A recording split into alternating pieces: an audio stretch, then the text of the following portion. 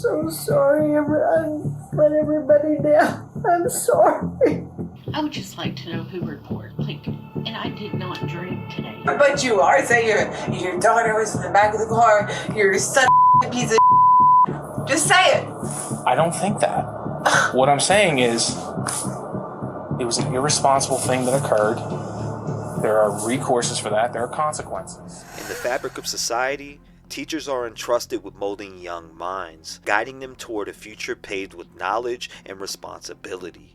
But what happens when these three drunk teachers get caught? A shocking incident that occurred on August 17th, 2023 involving a 53-year-old teacher named Kimberly Coates. An elementary school teacher, Jennifer Davis, is about to face a life-altering moment. Meet Tarara Fritz, a teacher from California who found herself in an unexpected situation on a summer night. Case number 1, the Perkins incident. It was Thursday, August 17th, 2023, around 3:30 in the afternoon when a series of events would forever change the reputation of a third-grade teacher named Kimberly Coates. School administrators noticed peculiar behavior from Mrs. Coates on her very first day back to school. Acting on their concerns, they contacted the school's resource officer, initiating a chain of events that would expose a shocking truth. So, just observing you in classroom, it looks like something's off a little bit. And so I've asked Officer Dean to come in here and visit with it. Have you taken anything that's, do you have a prescription for anything that maybe you have taken today that just seems like you're not the same person that I talked to this morning? I did take some medication last night to help me with sleep because I have some anxiety stuff, but that's I can't think of the name of it right now, but I could look it up when I get home. Okay. So you haven't taken anything while you were at school? No. Despite Mrs. Coates' assurance that she didn't drink at school, a preliminary breath test reveals a different story. Are you going to blow double zeros? I don't know. You should know. If you hadn't drank anything, you should blow zeros. If you drank something recently, it's going to show it. Blow, blow, blow, blow, blow, blow, blow, blow, blow, blow. All right, stop. Good job.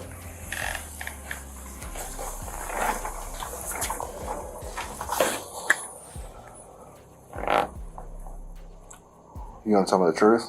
How much you had to drink? I drank last night. There's no way you drank last night.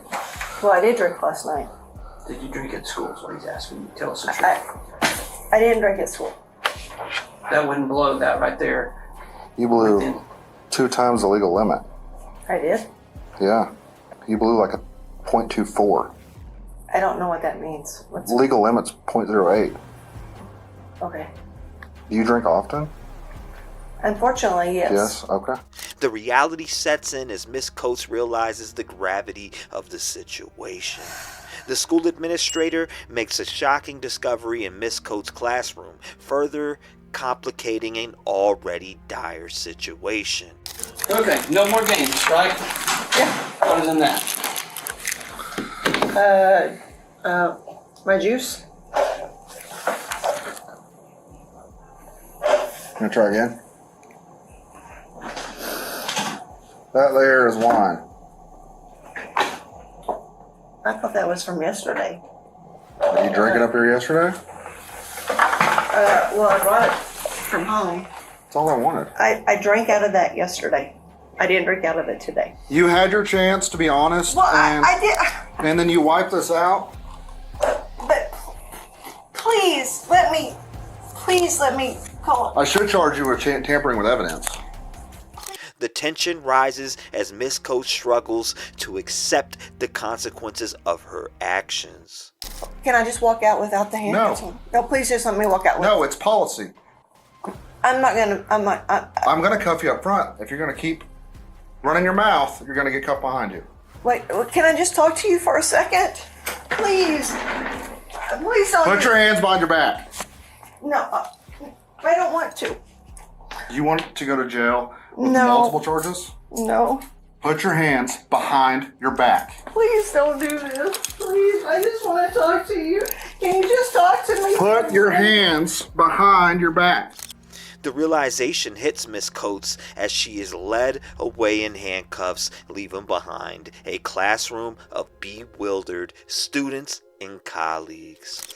The Perkins incident serves as a stark reminder of the responsibilities teachers bear as role models for our children and the consequences that follow when those responsibilities are neglected.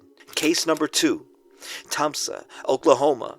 A small town an hour south of where we just were. September 7th, 2023, a seemingly ordinary day at Tulsa Elementary School takes a dramatic turn. School administrators acting on multiple reports calling Jennifer Davis into the office amid suspicions that she might have been drinking on school grounds. 2 officers sit down to talk with her, armed with reports that claim she was drinking at school. They said they had reports where I was drinking at school, Okay. which has never happened. Okay. When was the last time you've had anything to drink? Last night. Okay. About what time did you quit drinking? Probably about 10:30. 10:30. How much did you drink? Just a glass of wine, nothing major. The officers press for details, trying to piece together the truth. Investigating farther, the officers asked Davis to take a breath test. The results reveal a blood alcohol level of 0.06, just under the legal limit. Okay. Can I have somebody pick me up? Well, I've got a legal obligation. Okay. The gravity of the situation starts to sink in for Jennifer Davis. She pleads for someone to pick her up, not fully grasping the severity of the situation. Please don't do this. I will have my sister come get me. I don't write the laws. And I will resign. That's something you're going to discuss with the administration here.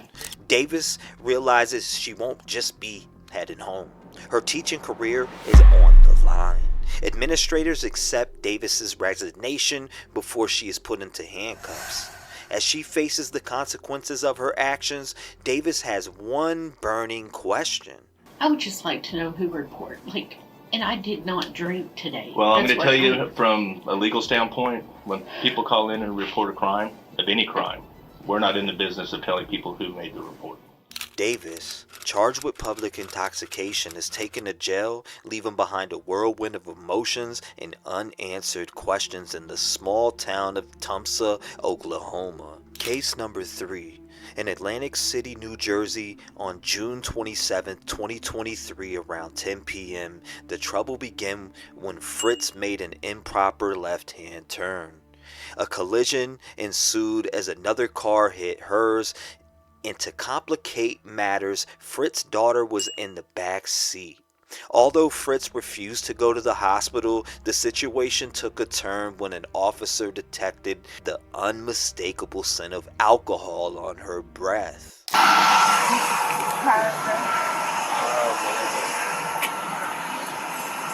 Anything to drink tonight, Sarah? No. You haven't? Okay. Level 1B, are you, sir? Do me a favor. Come meet me over here on the side of the road. Right over here. Get and place your bag down. Sure. You're in water? Yeah, sure. Look at me real quick. Okay. All right. So listen, I can smell alcohol on you, so you had something to drink tonight. What? How much have you had to drink?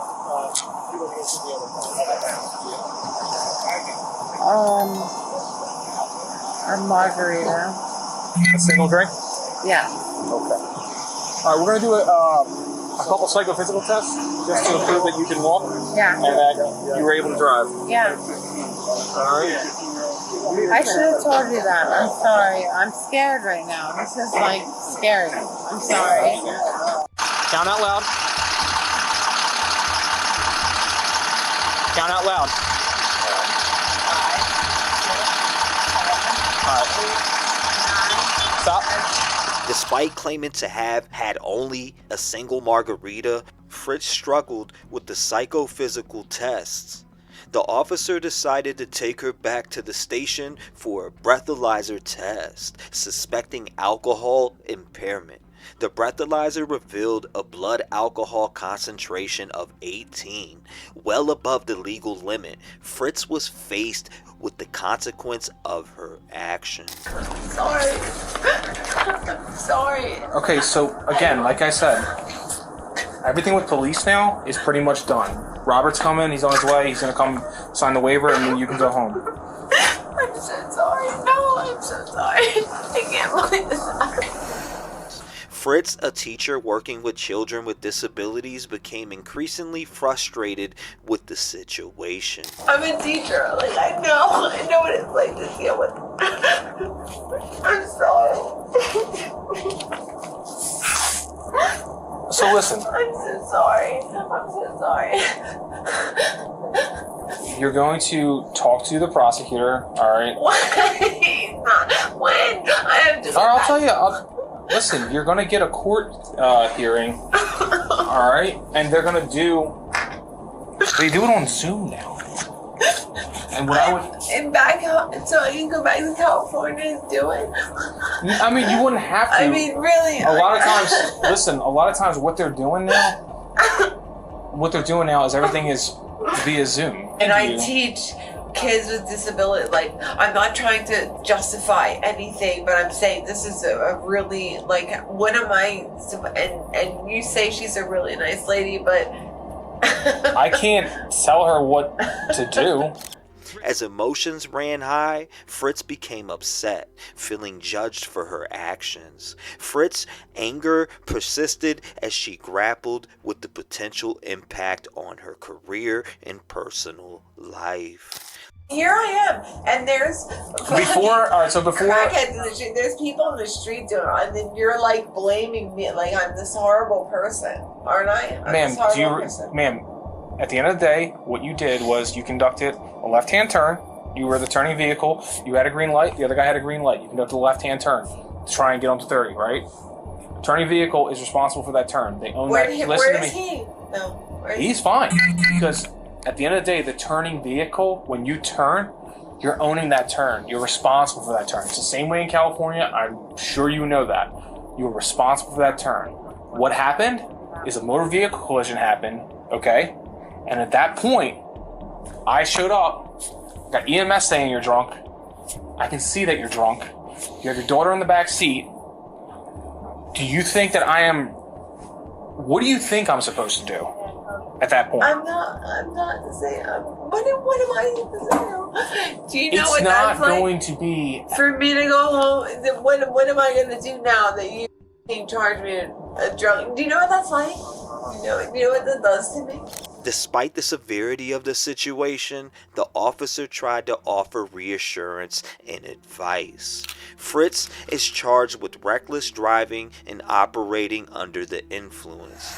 T-REV Fritz, a teacher from California, faced the consequences of a fateful night in Atlantic City, learning that even a single poor decision can have a significant impact on one's life. Thank you guys for tuning into this video, Rev Gang family. Everybody who was here, make sure you hit the subscribe button, turn on the notification bell, and make sure you hit that like button and share this video on all platforms that you want. I will be seeing you guys on the next series. He goes by T-REV, so we'll call him that as well, and he joins us now. Voice of the voiceless, people get killed for other stupid choices. Standing up for the families that took a loss is something that we find important. Rep gang strong, chest up. Little homie, keep your head up. You can be whatever you want. Get rid of the fake and it will let up. All my life I strive for greatness. I'm manifesting my time with patience. People try to copy us, but respect is earned. It's not an obligation. I love the fam and they love me back, and that's why I always have it back. I give a voice to those people who were never given a chance for them slimy cats. When you come here, you ain't a number to me. I really take time to read